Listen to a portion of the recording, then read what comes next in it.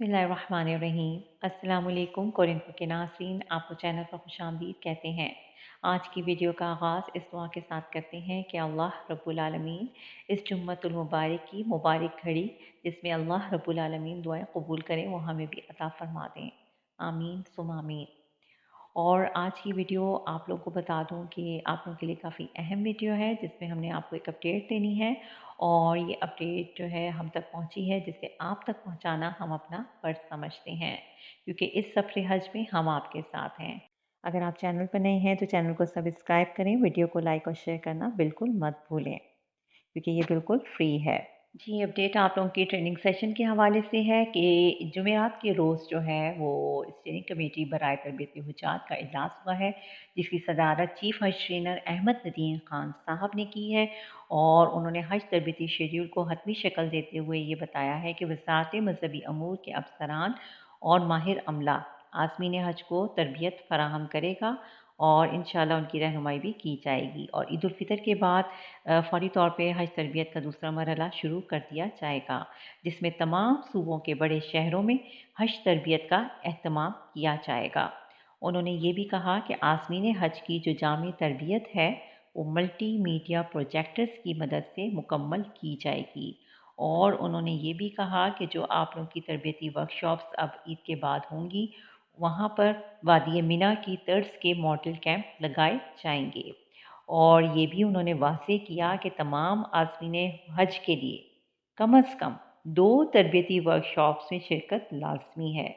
अब ये बात आप लोगों के लिए बहुत अहम है। मैं भी आप लोगों से कहूँगी कि ये बात जो है इसको आप लोगों ने सीरियस लेना है और अपनी ये 2 तरबियती वर्कशॉप्स लाज़मी अटेंड करनी हैं और अपनी हाज़िरी भी लगवानी है। नीर समंदर बार पाकिस्तानियों के बारे में उनका कहना ये था कि हज रवानगी से कबल वो अपने मुताल्लिका हजी कैंप जाएंगे और अपनी लाजमी ये तरबियत हासिल करेंगे। इसके अलावा आप लोगों को बताती चलूँ कि इस इजलास में एक और तजवीज़ ज़ेर गौर आई है, जिसमें कहा यह जा रहा है कि आज़मीन हज की परवाज़ों से पहले जो मनासिक हज की आप लोगों की अभी ये तरबियती वर्कशॉप्स होने जा रही हैं, इससे मुतालिक जो है वो ज़बानी या तहरीरी इम्तहान आप लोगों से लेने की तजवीज़ जो है वो अभी ज़ेर गौर है।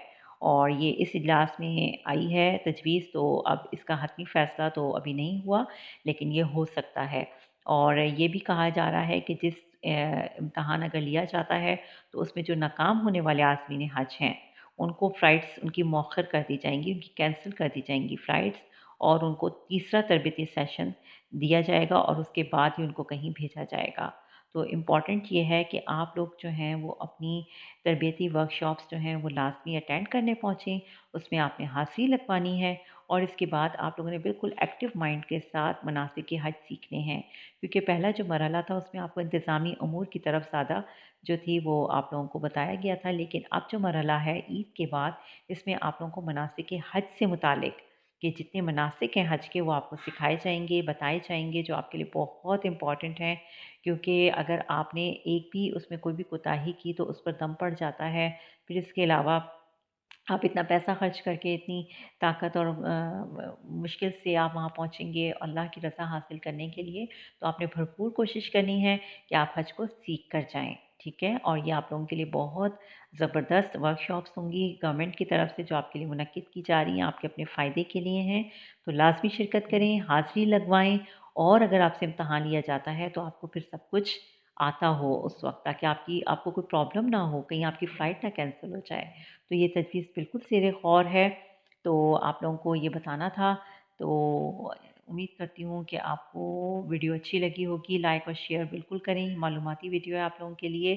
और अगर ऐसी ही इन्फॉर्मेशन आपको चाहिए तो आप इस चैनल को बिल्कुल फॉलो करते रहिए और चैनल को सब्सक्राइब कर लें अगर आप नए हैं। लाइक और शेयर करना वीडियो को बिल्कुल मत भूलें।